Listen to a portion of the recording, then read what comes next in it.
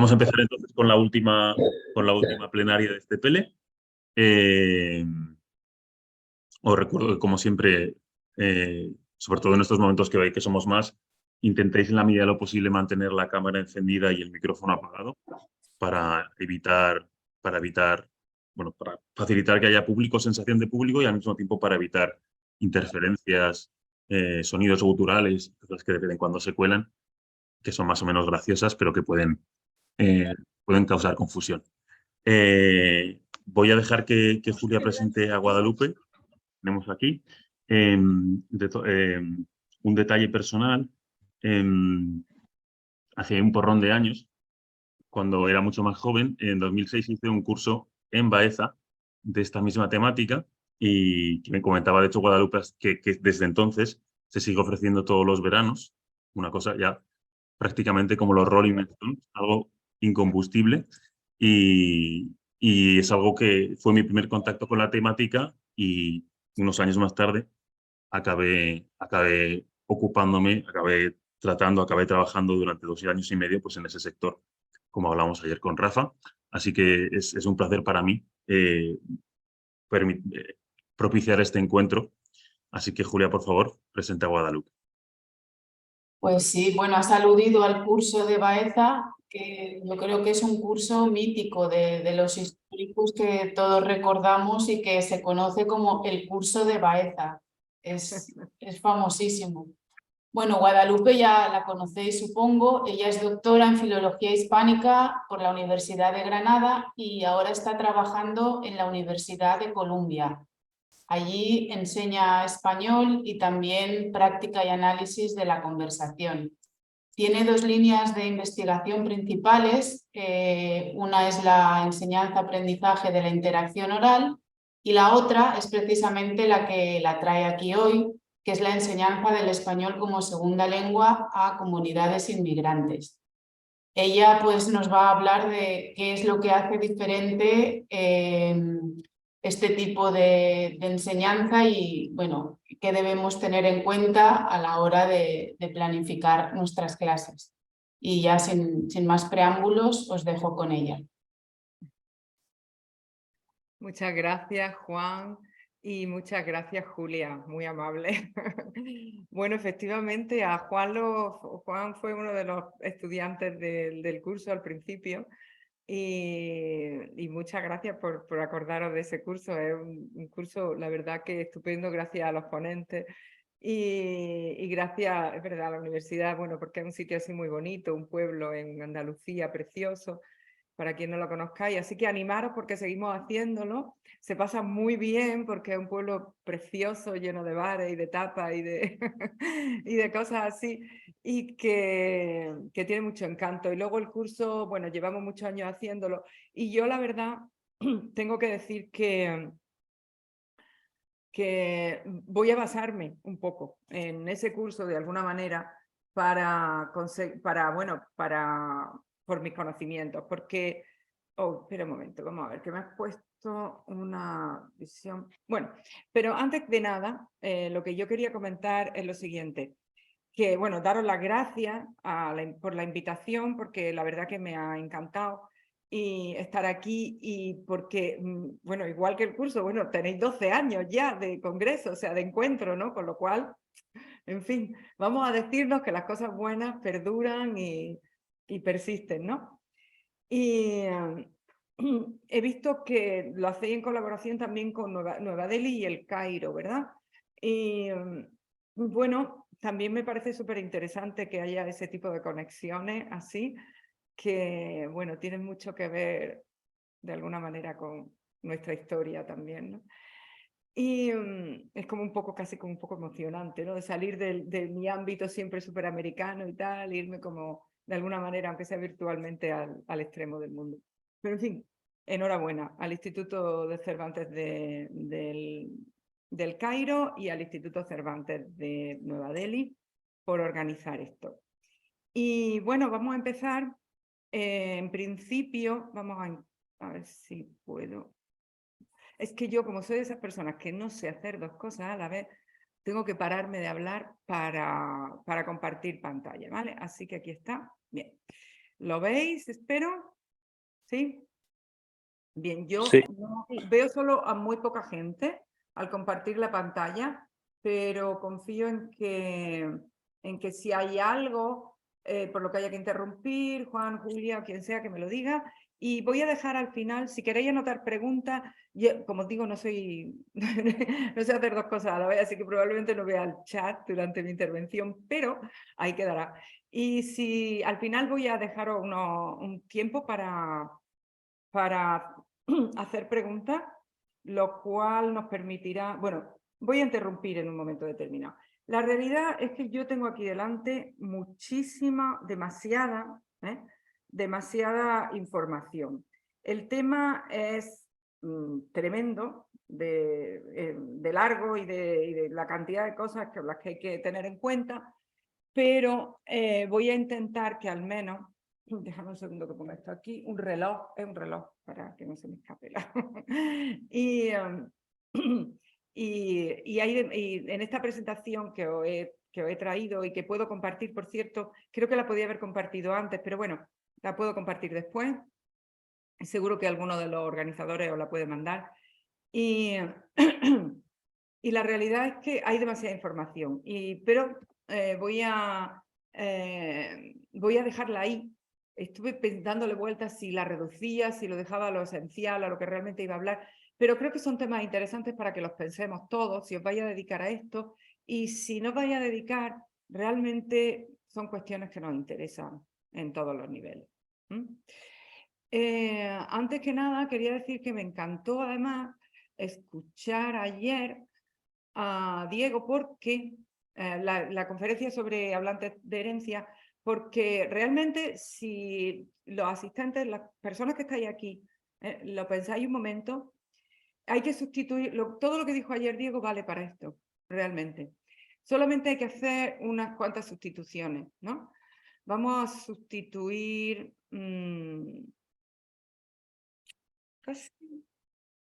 Vamos a sustituir inglés por español. Si recordáis la conferencia de ayer. Es decir, donde todo el mundo hablaba de lengua dominante, español como lengua dominante, vamos a hablar ahora, perdón, de inglés como lengua dominante, vamos a hablar de ahora de español como lengua dominante. Donde ayer se hablaba de español como lengua de herencia, vamos a hablar hoy de darilla, bereber, árabe, rumano, portugués como lengua de herencia. Y cuando ayer se hablaba de Texas, de Florida, de Nueva York, de California, hoy vamos a hablar de Almería, de Barcelona, de Madrid, ¿vale? De la Comunidad Valenciana, etcétera. Vamos a tener eso un poco en mente porque realmente nos parece como muchas veces muy fácil hablar de cuando nos ponemos en posición de ser la lengua dominada, la lengua oprimida, la lengua... Y muchas veces se nos olvida que también tenemos el mismo papel. También ayer hablaba Diego como en Estados Unidos a veces los hablantes de español sufren discriminación, incluso agresiones físicas. Pues también tenemos que acordarnos que los hablantes de árabe, los hablantes de rumano, los hablantes de catalán, los hablantes de caló, no se nos olvide, han sufrido y sufren agresiones de todo tipo, discriminación y agresiones físicas en nuestro país, en España, bueno, no en nuestro país, para los que sean de España, ¿no? A los españoles. Y que, es decir, que ahora nos vamos a poner, vamos a utilizar todo el set, ¿no? Mental, la disposición mental que teníamos ayer, pero nos vamos a poner del otro lado. Bueno, y voy a intentar también que nos pongamos del otro lado en otra cuestión. Vaya, ahora espera un momento. Parece que mi pantalla no quiere salir. Ok. Quizá he compartido la pantalla equivocada. Déjame un segundo. Voy a hacer otro intento. Sí, ahora sí. Bueno. ¿Qué es lo que vamos a aprender hoy? Vamos a aprender, en principio, vamos a hablar brevemente de lo que es igual, tanto en enseñanza a turistas lingüísticos, a Erasmus, a personas que estudian en el Instituto Cervantes, etc. de la enseñanza inmigrante. Después vamos a hablar de cuál es lo diferente de referente a contextos escolares y en 3 áreas. Lo que se refiere estrictamente a estudiantes, se refiere a docentes y se refiere a las instituciones. Y por último veremos lo diferente en la enseñanza a personas adultas. Ese es mi plan, ¿vale? Bien, primero, bueno, vamos a empezar con unas pequeñas preguntas para vosotros. Si queréis, por favor, o bien con ese QR que podéis hacerlo con el móvil, o bien en esta aplicación slido.com, y este es el número de la aplicación.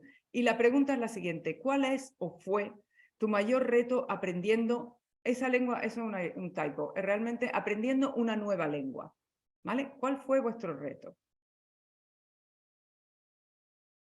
Cuando hayáis aprendido, me da igual, la lengua que sea.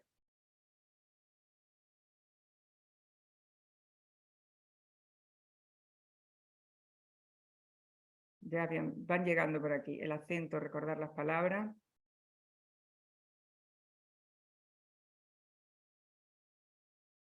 Aplicarla.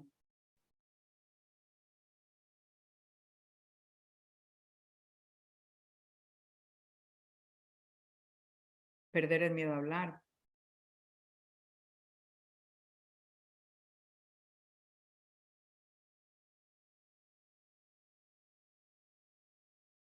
Entender los detalles, qué bonito.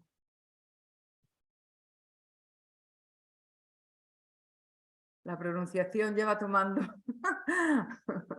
La maldita pronunciación.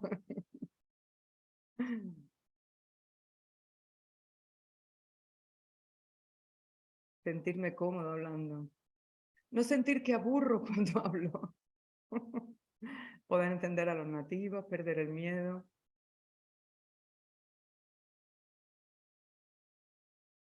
Captar la ironía.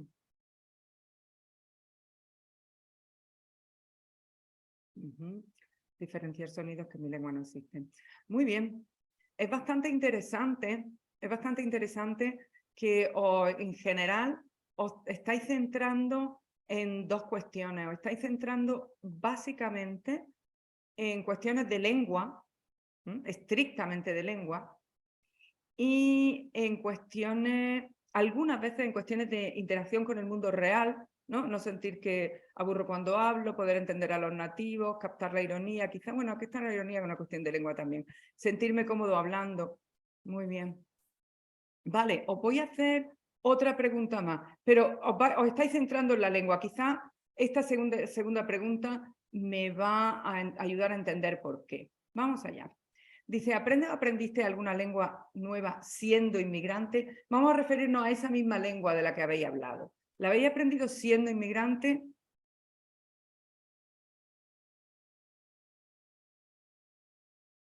Muy bien, 75%. ¿Esta respuesta cambiaría? No sé si la podéis cambiar, pero me lo podéis decir. ¿Cambiaría si yo os digo que soy inmigrante en una situación privilegiada? Es decir, ¿llegasteis al sitio con un contrato de trabajo? Bueno, lo podéis pensar solamente. Vamos allá. Bueno, por ahora lo que quiero es que os pongáis en la piel de las personas con las que vamos a hablar. Simplemente eso. Es lo que yo quería con estas 2 preguntas. Pero voy a hacer ahora otra más. ¿Qué crees que hace diferente la enseñanza de lengua inmigrante?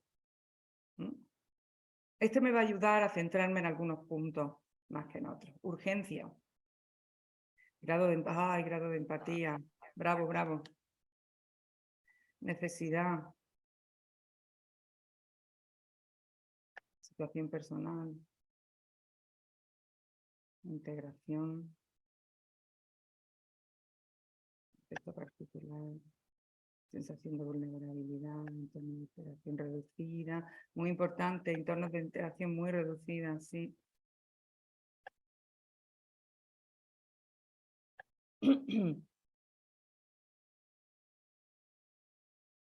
Supongo que todos lo estáis leyendo, ¿verdad? Que está saliendo en vuestra pantalla a la vez también la respuesta, ¿verdad?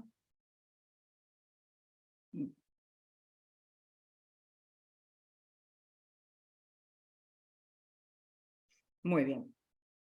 Bueno, sí, vais muy acertados. Así que podemos cerrar y vamos a tomarnos un café. Bueno. Uy, sí, el bias de pronunciación, el seco, la-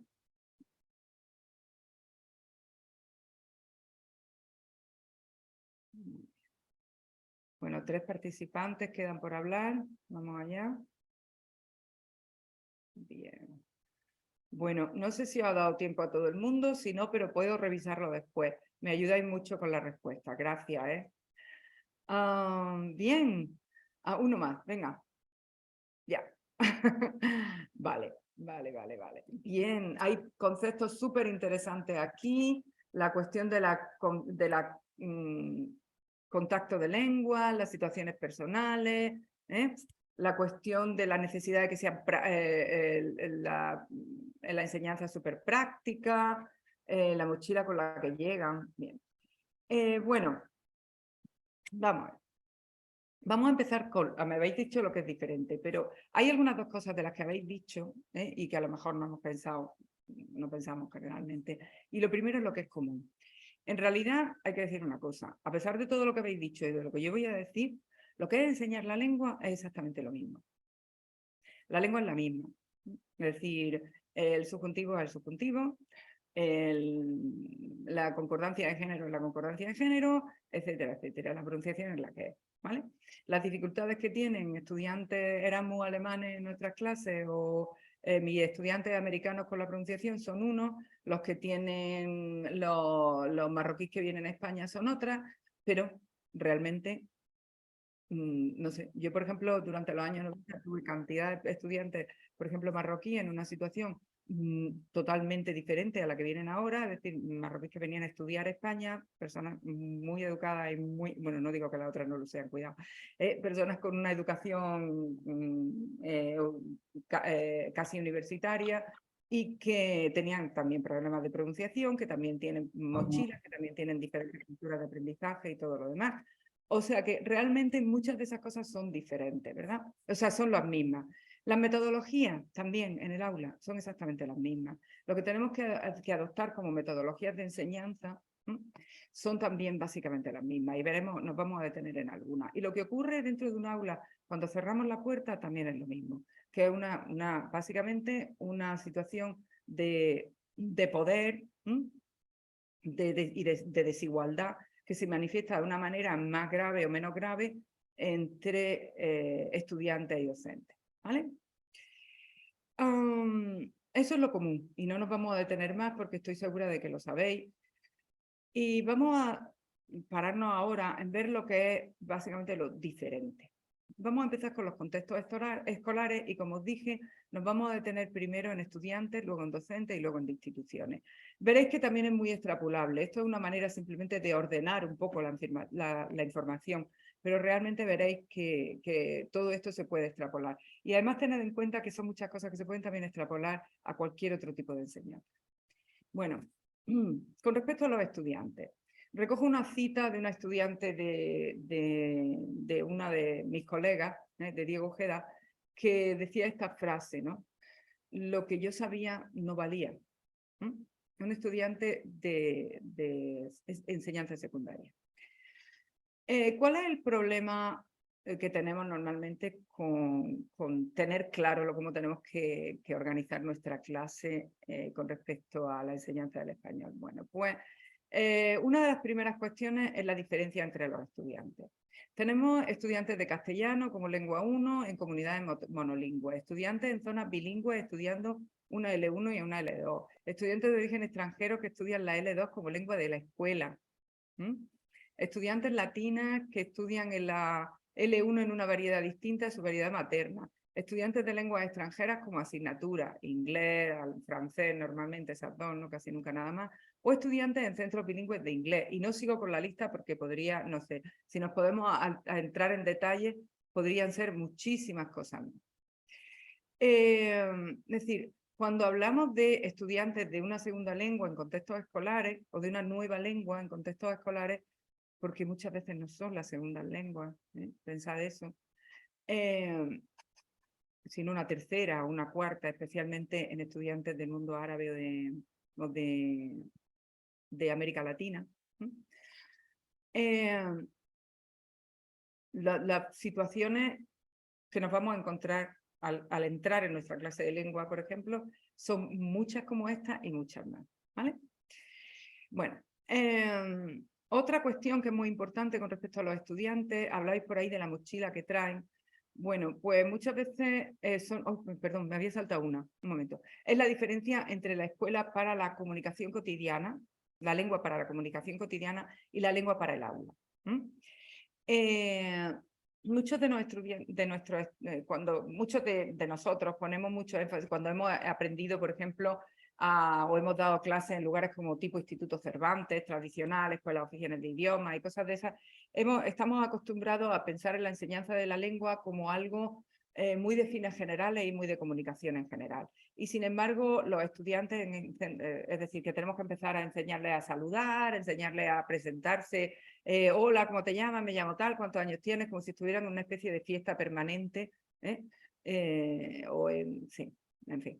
Y sin embargo, las necesidades de los estudiantes escolares casi siempre no se refieren a esa lengua de comunicación inmediata, que a veces ni siquiera les interesa tanto, sino sobre todo en la enseñanza académica, es decir, en aprender qué es lo que significa la formulación de ese problema de matemáticas, o las instrucciones para escribir tal o cual relación, o simplemente comprender el libro de texto, que tiene generalmente una lengua muy especializada.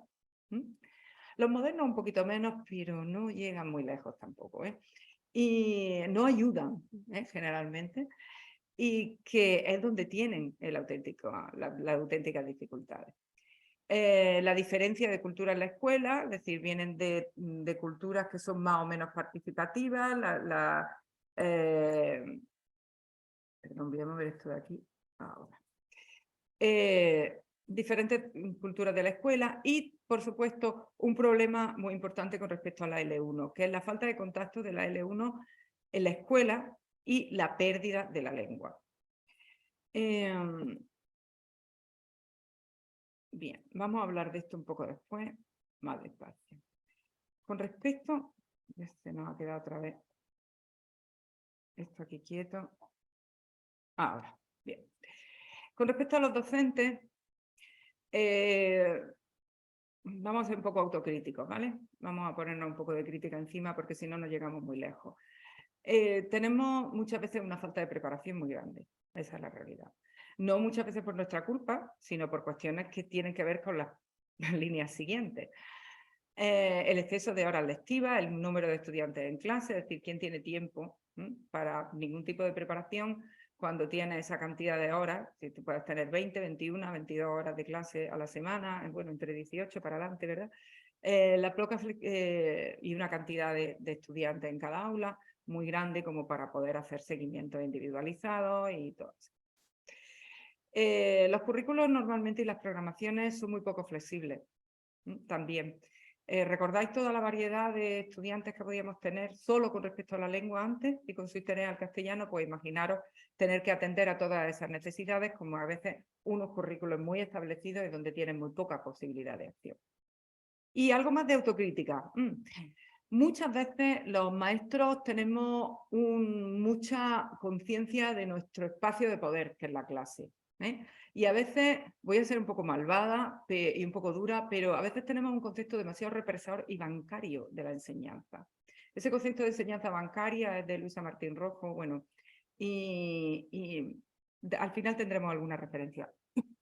Y es la idea de que yo tengo el conocimiento y tú me das tu buena conducta. Aceptas lo que yo te digo y esto se convierte en una especie de constante intercambio comercial entre los docentes y los estudiantes. ¿Vale? Bien. Seguimos. Y con respecto a las instituciones, pues el búscate la vida. El búscate la vida porque a pesar de que ha habido intentos muy bien intencionados y todo lo demás, hay que decir que generalmente las legislaciones que tienen que ver con los currículos, tanto en la en las comunidades autónomas, como en, supongo que esto pasa, desde luego pasa en Estados Unidos también. La mayoría de las veces los legisladores tienen muy poca, yo nunca he visto que haya profesores voluntarios de ONG o maestros de escuela sentados en una mesa de legislación para decidir lo que se hace dentro de una clase. Y eso es grave. Eso siempre va a ser grave, en todas las profesiones. En la nuestra es extraordinariamente grave.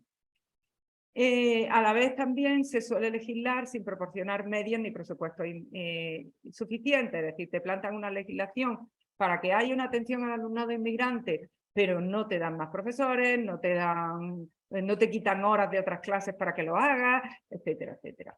¿No? Entonces nos están ponen un peso. Toda esa buena voluntad acaba siendo una carga muchas veces insostenible para los docentes y para los propios centros de trabajo, ¿vale? Los propios equipos directivos y los propios estudiantes. Bien. Vamos a no quedarnos solo con lo negativo y vamos a buscar lo que son las respuestas.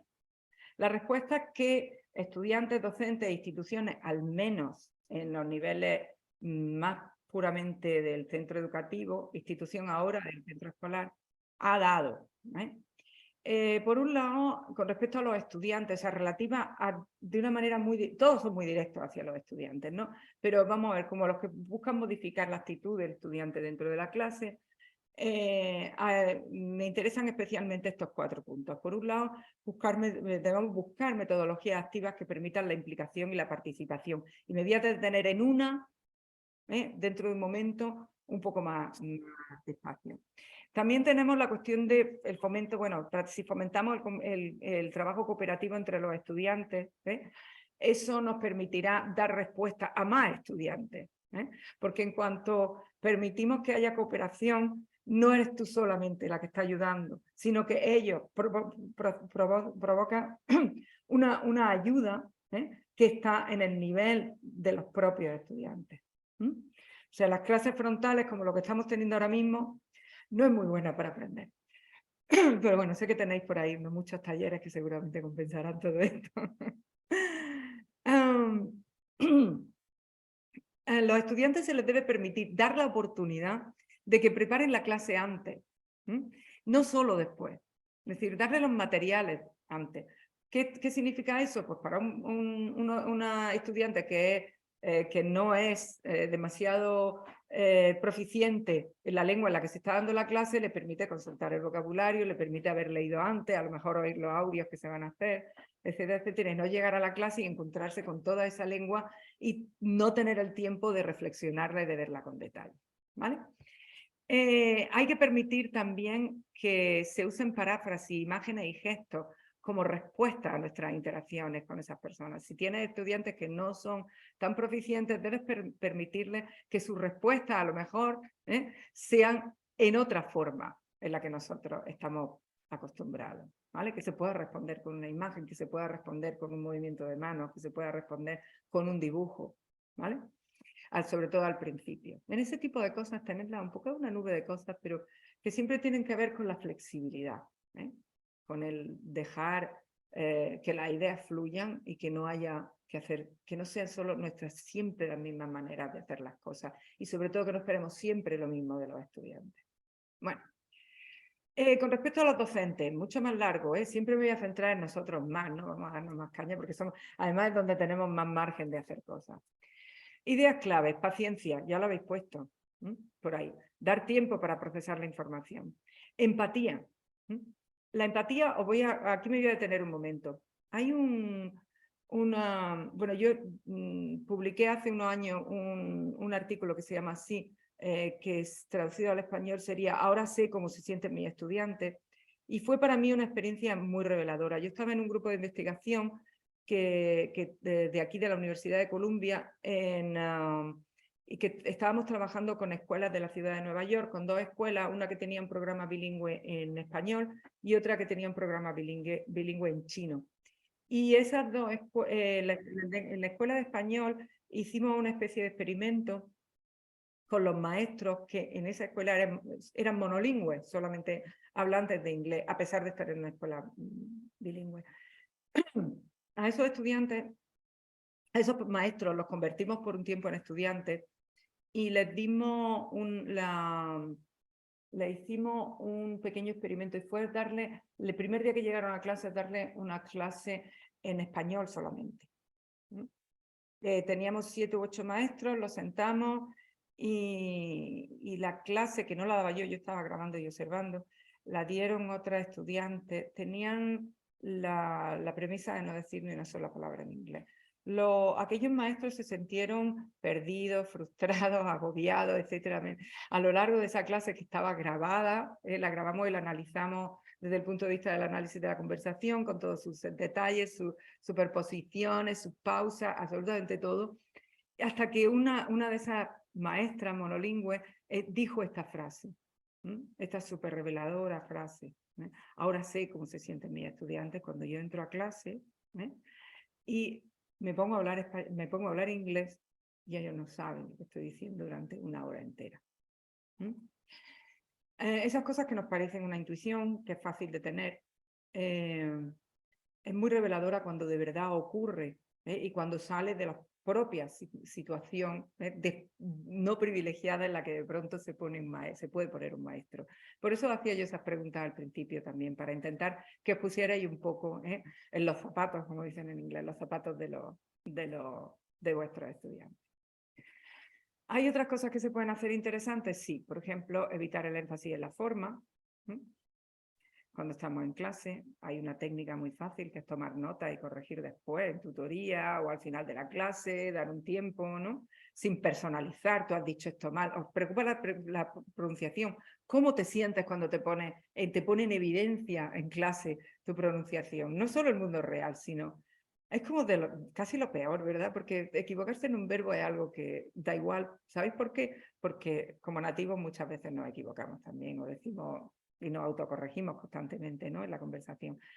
Cuando elegimos una palabra que no es la que queríamos, etcétera. Pero la pronunciación es algo como que te toca más adentro, ¿verdad?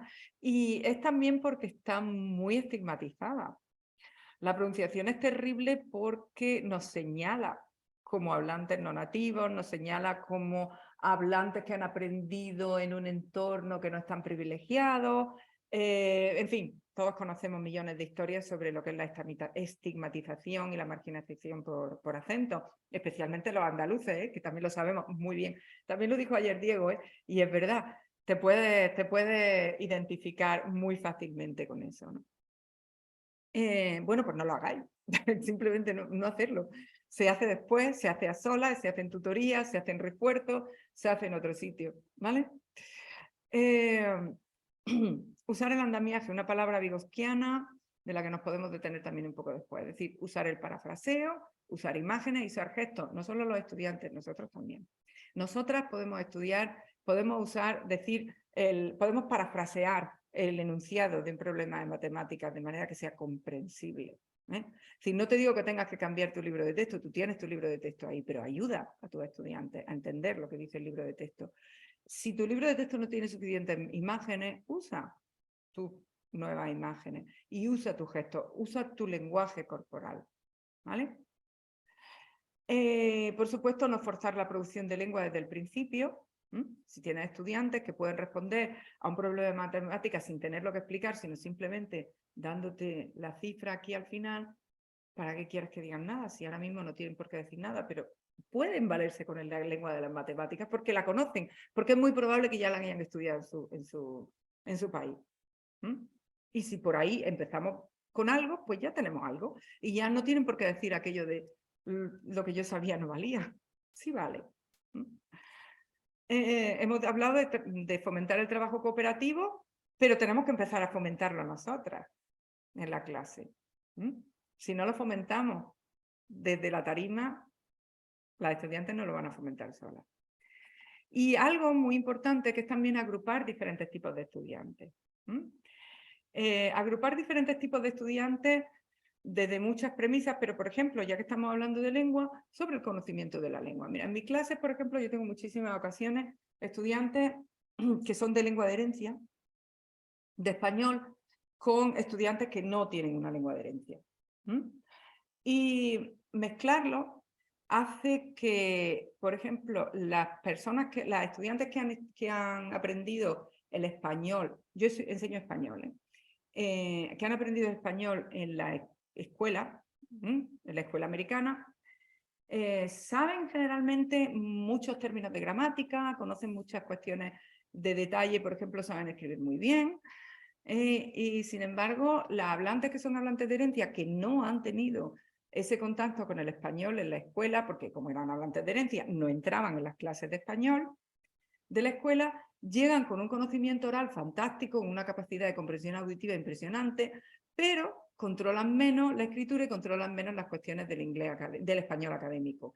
Ponerlos juntos hace que se pongan en el mismo nivel. Todos, de alguna manera, tienen una mochila cargada de cosas buenas y una carencia que hacen que la situación se equilibre y se complementen. Bueno, eso podemos hacerlo en las clases en España.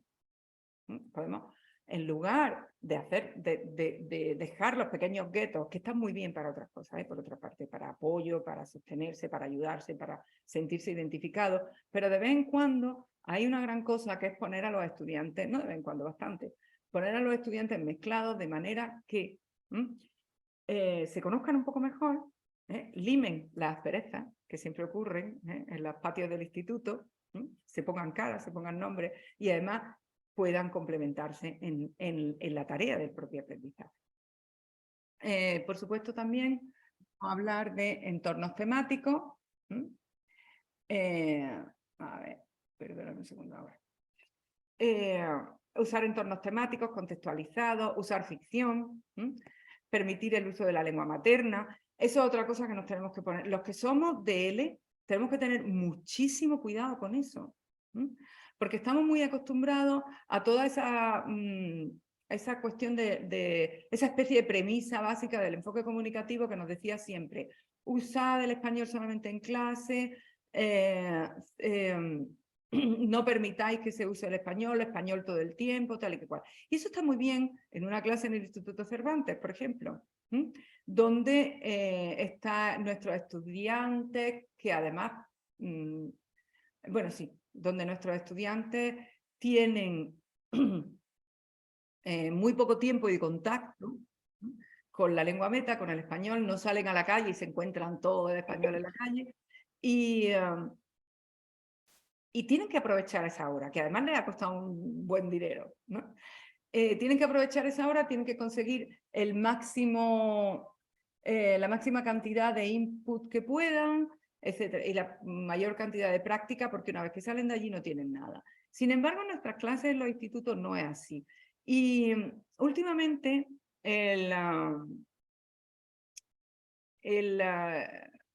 marco europeo, bueno, ya últimamente, realmente desde hace 20 años, yo es que ya llevo tantos años en esto que lo de los 20 años últimos me parece últimamente, ¿no? Y llevamos ya hablando de, bueno, poniendo en el foco cuestiones como la mediación y la importancia de la traducción en las clases, ¿verdad? Bueno, pues vamos a ponerlo delante también en las clases de español como nueva lengua. ¿Vale? Digo como nueva lengua para no estar separando y teniendo que estar matizando todo el rato, ¿verdad?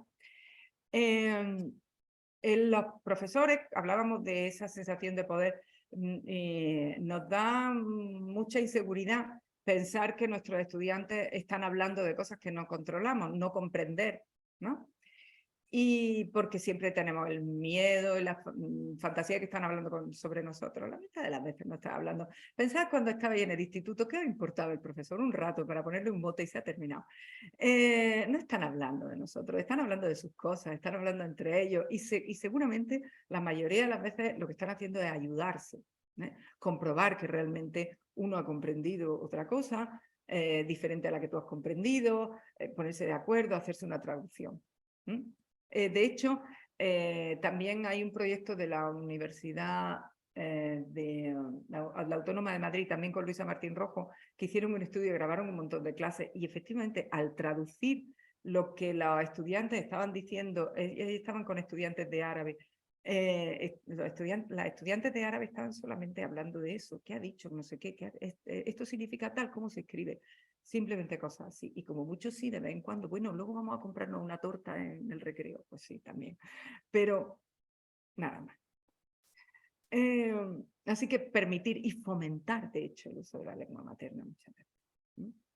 Bueno, no me voy a detener en esto más porque voy a hablar un poco después. Dice también una cosa muy importante es evitar los abandonos del aula.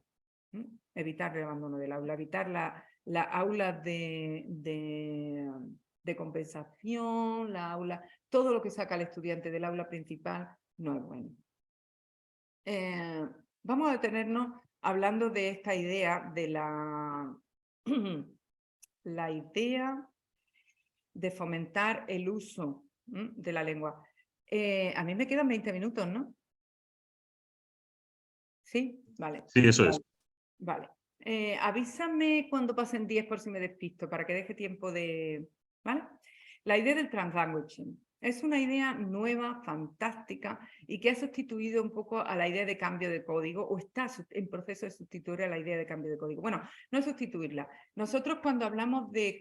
una de las cosas que nos preocupan, como digo, es que nuestros estudiantes hablen en la lengua materna, o no, dentro de sus clases. Debería preocuparnos que no lo hicieran, fíjate.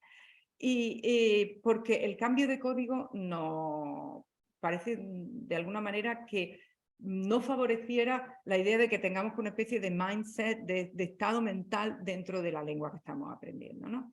Bueno, eso, las últimas investigaciones, no solo neurológicas, sino sobre todo psicológicas y psicoeducativas, han llevado a Ofelia García, que es una profesora de aquí de Nueva York, de CUNY, a un concepto, hablar de un concepto que me parece súper revelador y súper interesante, que se llama translanguaging. Y que consiste, bueno, la idea es que en nuestro cerebro no existen como compartimentos separados para cada lengua. Las lenguas están mezcladas en nuestra cabeza, igual que están mezcladas en el mundo. En unos momentos son unas más dominantes, en otras lo son menos, pero nuestra cabeza las contiene. Incluso las personas que saben muy poco, a veces mezclan y dicen palabras como están tan de moda ahora en español, random, o wifi, o todas esas cosas que proceden de otras lenguas, ¿verdad? En el cerebro no hay compartimentos, están ahí. Y tú tienes una serie de repertorios, por ejemplo, si nos ponemos en vocabulario, que es lo más fácil. Una serie de repertorios, por ejemplo, para lugares donde vives, que están casa, apartamento, pero también están apartment, departamento, house, building, etcétera, o en otras lenguas que conozcan, ¿no? Y igual que hay diferentes significados o palabras que se corresponden con diferentes entornos en los que estás hablando, cuestiones de registro, ¿no? Igual hay de una lengua y de otra. Y tú en un momento determinado seleccionas la palabra que te interesa de todo ese repertorio. Cuantas más lenguas tienes, más repertorio tendrás. Cuanto más conocimiento de diferentes situaciones sociales, más repertorio tendrás. Pero ese repertorio contiene palabras en diferentes lenguas, por poco que sepas de otra lengua. Bien.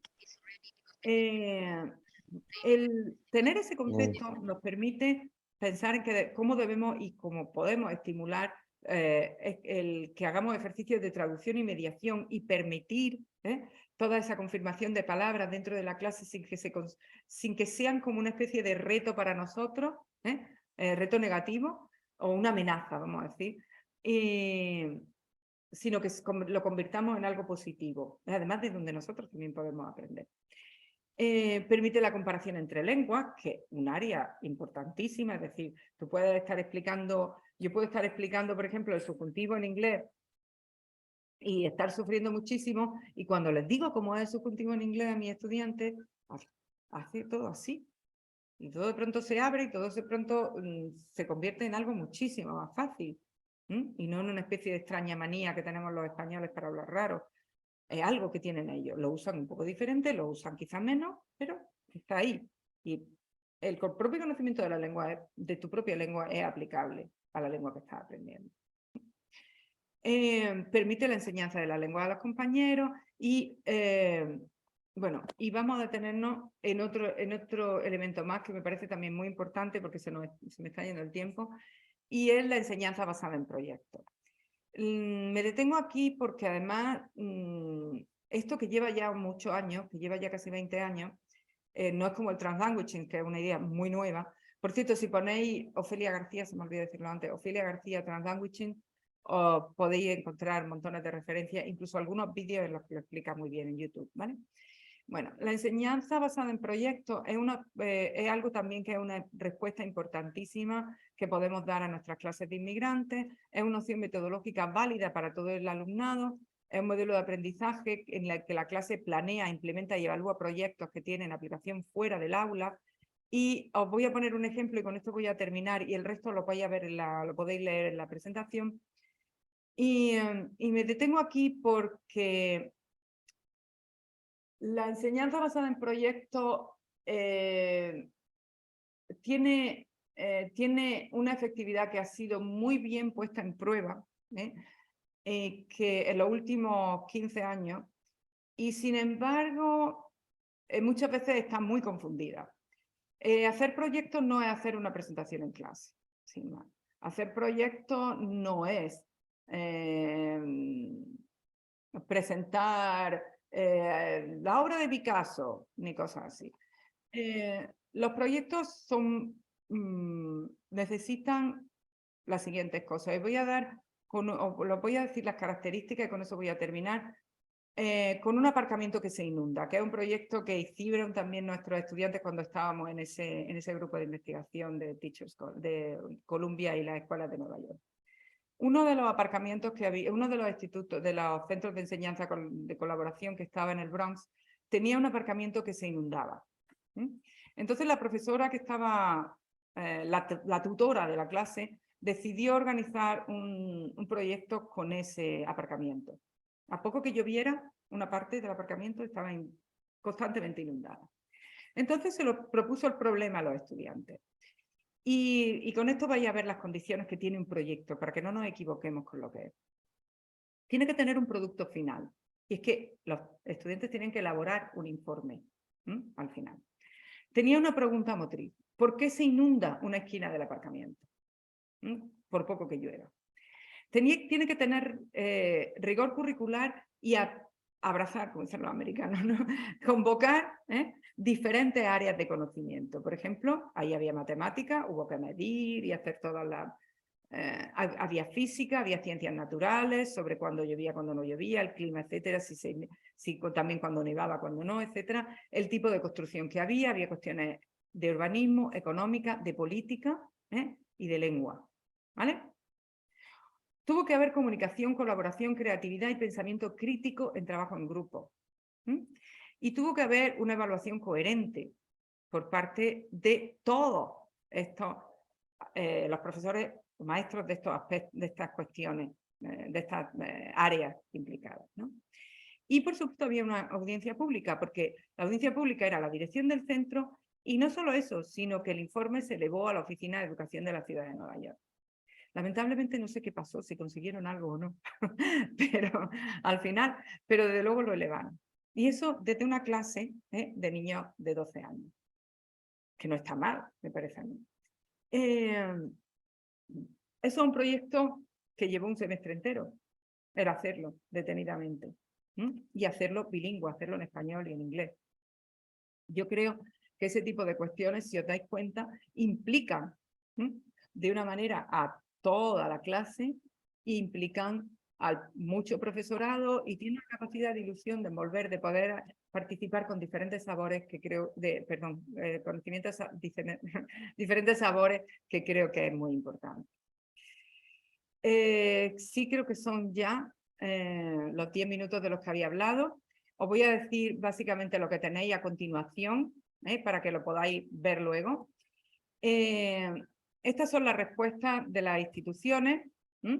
Hay algunas políticas educativas que fomentan, hay algunas resumen de experimentos nefastos, de experimentos a medias. Por ejemplo, los centros bilingües de inglés. Yo me pregunto por qué no se hace lo mismo con árabe, con rumano, en muchos sitios, ¿no? Lo mismo que se ha hecho con los centros bilingües de inglés. Hay experimentos exitosos como los programas duales de Estados Unidos o la enseñanza de varias lenguas en el currículum en Finlandia. Hay muchas otras cosas más que tenéis aquí. Ayer se habló también de promover modelos educativos no asistenciales como los modelos críticos de Pablo Freire. Yo también ahí está también. No, me interesa ponerlo para que os deis cuenta de que es una cosa que estamos repitiendo y que no es, que desde muchas perspectivas es importante.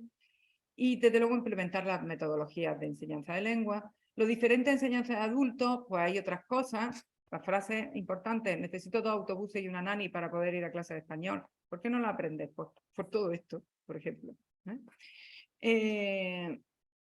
La cuestión del voluntariado, la falta de asistencia por parte de las instituciones, etcétera, etcétera. Hay algunas respuestas, como algunos programas de formación de voluntarios, el curso de Baeza, y algunas respuestas de asistencia más continuada presupuestaria a organizaciones no gubernamentales que dan clases de español para inmigrantes, pero también yo creo que la respuesta que deberían dar es promover la enseñanza en lenguas oficiales y minoritarias en las escuelas oficiales de idiomas y los centros de secundaria de adultos, para que no esté en manos de voluntarios no pagados, sino en manos de funcionarios con un sueldo. Hay una diferencia grande, ¿no? Bueno, eso sí lo llegamos a ver alguna vez. En fin, y promover cosas como la enseñanza en línea. No digo que no se haga, se hace algo hay, pero promoverlo. 2 referencias, que son 2 libros que publicamos a raíz del curso. Los pongo ahí no solo porque tienen un acceso gratis, solo tenéis que hacer clic aquí cuando tengáis la presentación, o poner simplemente didáctica del español como lengua para inmigrantes, unía, inmigración, unía, salen, pincha y ahí están descargables completamente. Y la gracia que tienen es que tienen un montón de expertos y sobre todo una bibliografía interesantísima, todas como para empezar. No son libros, son manuales, ¿vale? Entonces son para empezar, y si os interesa el tema es una buena manera de empezar sin perderse en una bibliografía muy especializada. Esto no es un paper, es una presentación y por eso quería hacerlo así. Bueno, y ya está. Ahora preguntas. Este es mi correo electrónico y una foto de gatos también. Por lo que estábamos diciendo ayer, las fotos de gatos. Bueno, esas son mis gatas que fueron también hablantes de herencia.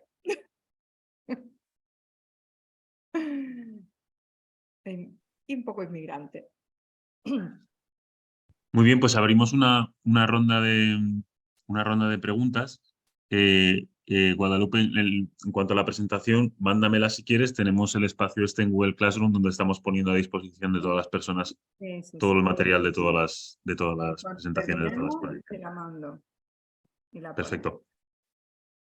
Muy bien. Pues adelante. Quien quiera tomar la palabra, tenemos 5 minutillos.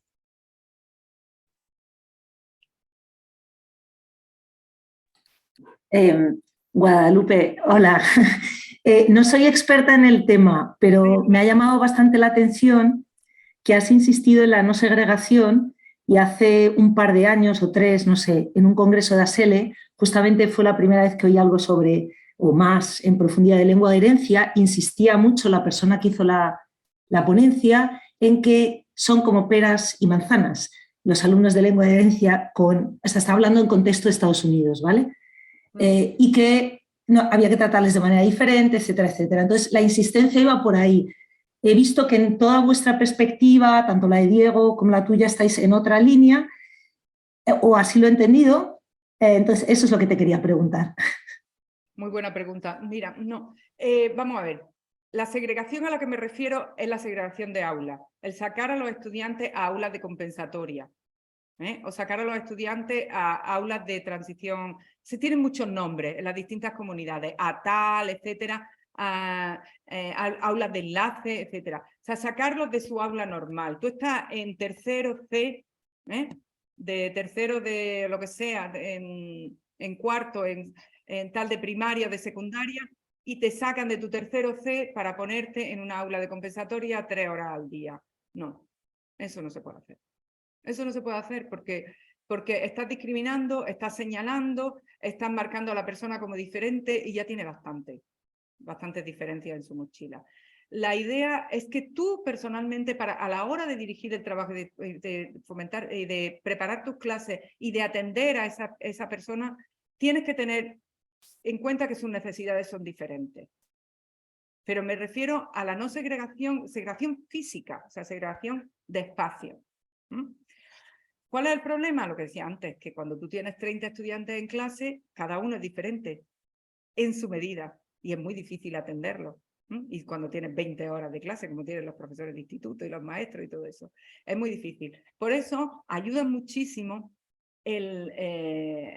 metodologías como la enseñanza por proyectos, porque permite una diversificación de respuestas y de aportaciones, que aunque tú no puedas estar, está muy feo decirlo, pero es así, aunque tú no tengas físicamente el tiempo para estar detrás de cada uno de los estudiantes, le permite una libertad de acción que hace que no solo los que tienen otra lengua, sino todas las maneras de aprendizaje que hay en tu clase tengan un espacio. El que sabe más de matemáticas va a compensar al que sabe más de química, y el que sabe menos de lenguas, más de inglés, o sabe más de francés, o sabe más de español, o sabe más de la lengua que esté hablando. ¿Entienden la idea? Sí. Pero eso Gracias. es básicamente lo que no es. Lo que no. ¿Y alguien más? Me alegro mucho de que me haya hecho esa pregunta, Asunción. Porque Que quizás se me quedó porque lo dijo en inglés, lo de no mezclar tan.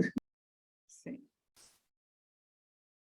Guadalupe, la referencia a Luisa Martín Rojo, de cuando te has referido a lo del concepto bancario de la enseñanza como riesgo, ¿aparece en la presentación? Están en uno de los 2 libros que he puesto al final.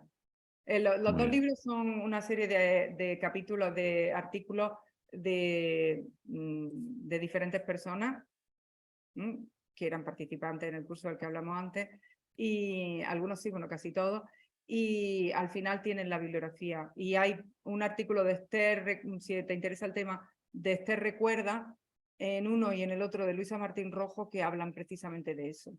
Y hablan también de todas las metodologías, de todos los experimentos curriculares que se han hecho y que pueden resultar muy interesantes, que se han hecho en Canadá, que se han hecho en Francia, en Estados Unidos, en fin, y que, bueno, han tenido sus problemillas y de los que nos convendría aprender bastante.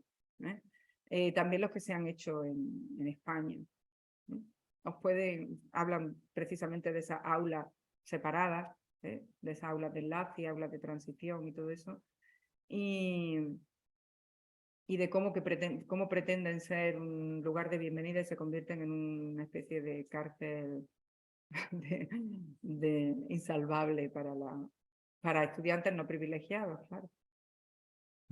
Yo recuerdo, creo, del curso de Baeza, creo que era una presentación suya en la que aparecía una aula de enlace así, en la que pues recuerdo una niña china, y entonces la profesora decía, ¿y este verbo cómo es? Ah, que te vas a equivocar, ¿no? Te lo decía. Entonces hablaba de, bueno, que no se trataba de culpabilizar a la profesora, que probablemente pues no había recibido ninguna formación, pero como efectivamente hablaba de un verbo irregular del indefinido y se trataba pues justamente del esfuerzo de todo lo contrario, de apreciar en ese error un progreso, en lo que significaba, en poner en valor pues haber asimilado la estructura, la declinación, la morfología de una forma regular, etc. Mira, hay un caso tremendo. Vosotros sabéis que los niños pequeños, cuando aprenden español como lengua materna, dicen sabo en vez de se, ¿no? Eso es una marca de que se están dando cuenta de la regularidad de las presentes en español, ¿no? Es algo positivo que digan sabo y no otra cosa rarísima.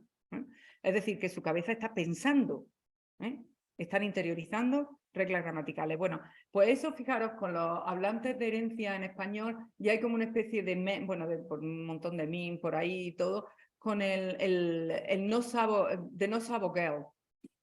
Son hablantes de herencia que hacen exactamente eso, lo mismo, y son ridiculizados, porque dicen el no sabo también. Como eso, que es algo positivo, por no saber de lo que se trata,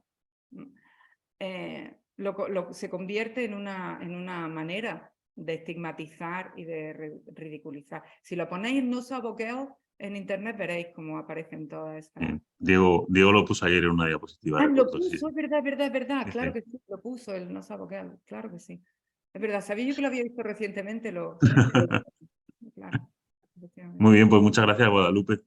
Sí. Un placer el reencuentro y nada, que tengas un feliz domingo invernal en Nueva York. Que Sí, puedes quedar aquí todo lo que quieras, desde luego. Muy bien, pues